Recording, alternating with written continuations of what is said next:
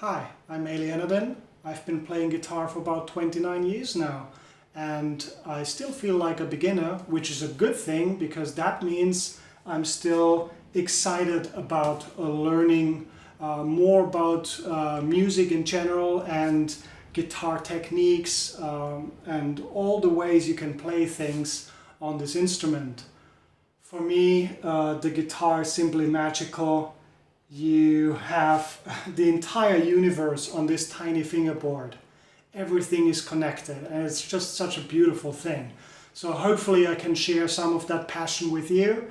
And this is a lesson that is geared more towards beginners or people that don't have a clue about music theory but are curious. Unfortunately, many guitarists seem to be terrified of music theory. It's like, ooh, the ice cream cone monster of cheapness by Frank Zappa is chasing after them. You know, it's like, the horror. But music theory is good, I'm here to tell you. It's a tool that empowers you to become a better guitarist and musician. So it won't steal your mojo, trust me on that. And neither will it make you a worse guitarist. On the contrary, you know, it will just help you understand more and therefore be more versatile, expand your horizon and all that. So, with that being said, this lesson is about learning the notes on the fingerboard and the strings. So, hopefully you already know the names of the strings, but let's just go through that ever so quickly. So this is the low E string, also known as the sixth string. This is the A string, open A string or fifth string. This is the D string, open D string or fourth string. This is the G string, yes, or open G string or third string. This is the B string. The open B string, second string, and this is the high E string, first string or open E string. Alright? So, with that being said, this is not enough to make any kind of music because what we know now is we can play this. Alright, that's hardly enough because all these 24 frets would be wasted. So, let's explore the remainder of the fingerboard. So the frets divide the fingerboard into half tones. Okay, so let's see what that means. This is E, and a half tone above that on the first fret we have F. Alright, then another half tone up we have F sharp, and then we have G. That's on the third fret, where the first dot usually is. Then on the fourth fret we have G sharp. Then we move up one position to the fifth fret, where we have A. And yes, that A is exactly the same as the open A string. And basically everything you play here, you can also play here, right? So on the sixth string we have A sharp.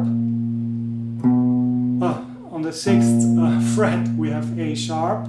It is also the sixth string. So then on the seventh fret we have B natural. On the eighth fret we have C. We change positions again. On the ninth fret we have C sharp. On the 10th we have D. On the 11th we have D sharp. And then the 12th fret is the same as the open strings on all strings, just one octave higher. So we have the E again in this case. And everything beyond that is basically a copy of what we have here. So you can essentially copy and paste. So if F is on the first fret, then F is also on the 13th fret, right? Because 12 is basically O, and so on. So if the third fret is G, then the 15th fret is G as well, just one octave higher. Alright, so you can copy that until you get to an E 2 octaves higher when you have a 24 fret guitar, which I highly advise you to get because it's just so much more versatile. Alright, now with that being said, let's see what else we can explore on the E string here. So we have already found out that this A on the 5th fret on the low E string is the same as the open A string. Now this D, the first D on the low E string, is the same as the open D string. The second G, right, on the 15th fret is exactly the same in terms of pitch as the open G string. Then the B natural, the second one on the low E string, is precisely the same pitch as the open B string. And if you have a 24 fret guitar,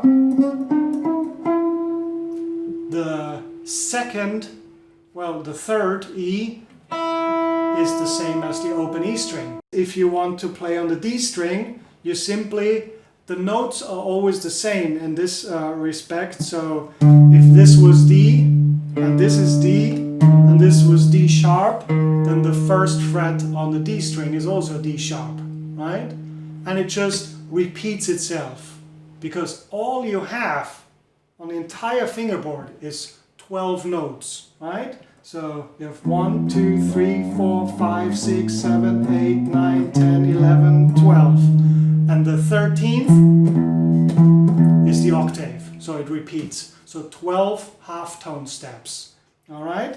And you don't always have to go from E, you just go from A. So on the 5th string is A sharp, B, C, C sharp, D, D sharp, E, F, F sharp, G, G sharp, and back to A. And then again, A sharp, B, C, C sharp, D, D sharp, E, F, F sharp, G, G sharp, A.